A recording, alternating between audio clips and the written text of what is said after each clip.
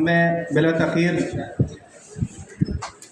बहावल नगर के उर्दू पंजाबी शायर सदर ने हल्का है तहरीर तनकीद दे और मैं इन्होंने वास्ते कहांगा कि ये इस तरह की शख्सियत ने कि बतौर उस्ताद शागिर्द इन्हों पर फख्र करते हैं और अगर बतौर शागिर्द देखा जाए तो उस्ताद इन्हों पर फख्र करते हैं।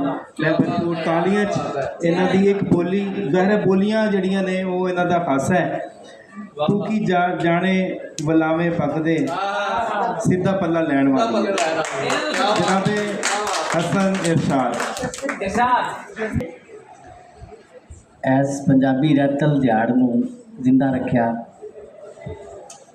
ये एवें जिंदा है जिवें असीं बजुर्गों का उर्स मनाने हैं। अगर असीं कल्चर की तारीफ पढ़ीए, कल्चर की तारीफ दे विच अगर असीं चैट जीपीटी तो लईए मदद, वो कहता है कल्चर जिहड़ा है वो किसी माशरे गिरोह या कौम के रहन सहन अकायद रवायत फनून लतीफ़ा अकदार रस्मो रिवाज ते तर्ज जिंदगी का मजमूआ होंदा है। कल्चर दे विच 5 आम रुकन ने जिंदे नाल कल्चर बनता है।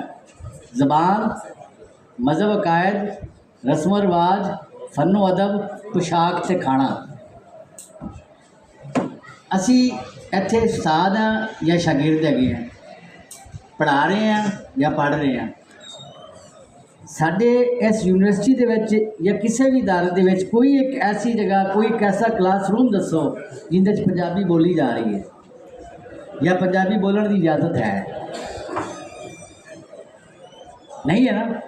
तो लिहाजा यह दिहाड़ जे अगर मनाया जा रहा है बाबियां दे उर्स वंगर कि एक साडी मरहूम एक कल्चर साडा सी जिहड़ा मर गया, असी उनकी उर्स मना रहे हैं, ये मेरा कहना है, मेरा ख्याल है। अदर नहीं कि हुण दस रहे हो कि किसी भी स्कूल कॉलेज यूनिवर्सिटी के किसी भी रूम के विच किसी भी जगह पर यह यूनिवर्सिटी इजाजत नहीं देगी अगर पंजाबी के जिहड़ा लिबास पा के जिहड़ा साडे रवायती लिबास है अगर असीं पा के कोई स्टूडेंट यूनिवर्सिटी आ जाए उन्होंने क्लासरूम च वड़न की इजाजत नहीं होएगी और क्लासरूम के पंजाबी नहीं बोल सकेगा। तो फिर असीं किहड़े कल्चर की रवायत को जिंदा करने की कोशिश कर रहे हैं? असीं ते एवें ही बाबियां दा मरियां दा उरस मना रहे गया इस कल्चर दे। शुक्रिया।